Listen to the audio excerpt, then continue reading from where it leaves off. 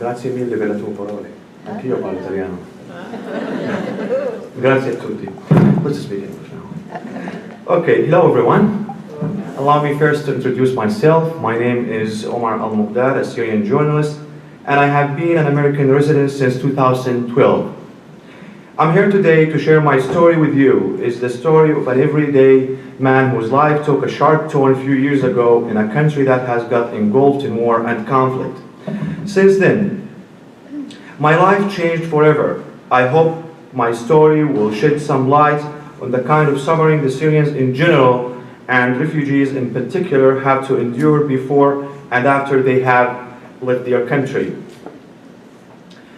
Years before the Syrian revolution started, or uprising, or intifada, call it whatever you want, I was just a hard-working journalist, one with so many ambitions and dreams, which is living under the Syrian regime made it all very far-fetched. It was almost impossible to have the freedom of practicing my career without being constantly harassed and questioned by the Syrian authorities. Actually, part of the Syrian dictatorship. There's no authorities in Syria. Any critical thinking or ideas would have caused me a lot of trouble. At one point, I decided to establish a private newspaper and worked hard for it. But it was shut down every time I wrote something critical about the government. Actually, writing with my real name was a suicidal thing to do. In Syria, there's no freedom of press, so you can't sometimes, if you want to pass an article, you have to use a pseudonym, a fake name. So I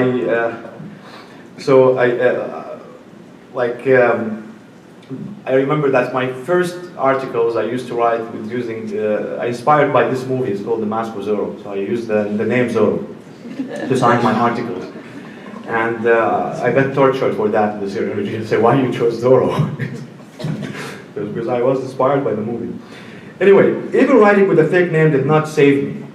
I did get caught. Remember, my trial took place in a military court and I was sentenced to 3 years in a prison.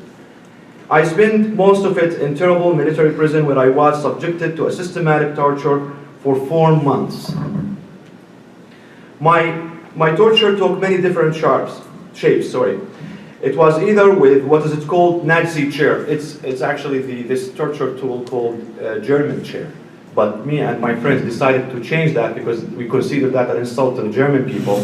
They don't deserve to this tool of torture to be named in their name, so we called it the Nazi chair.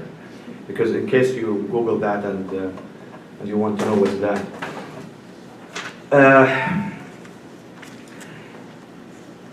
Which is almost broke my back, or hanged for 4 hours from a windowsill till I turned into a corpse.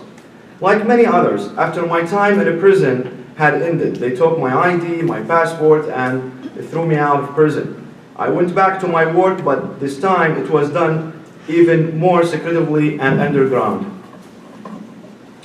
When the revolution started in my hometown of Daraa in southern Syria, the regime did not give any chance to the peaceful protest of my people to go on.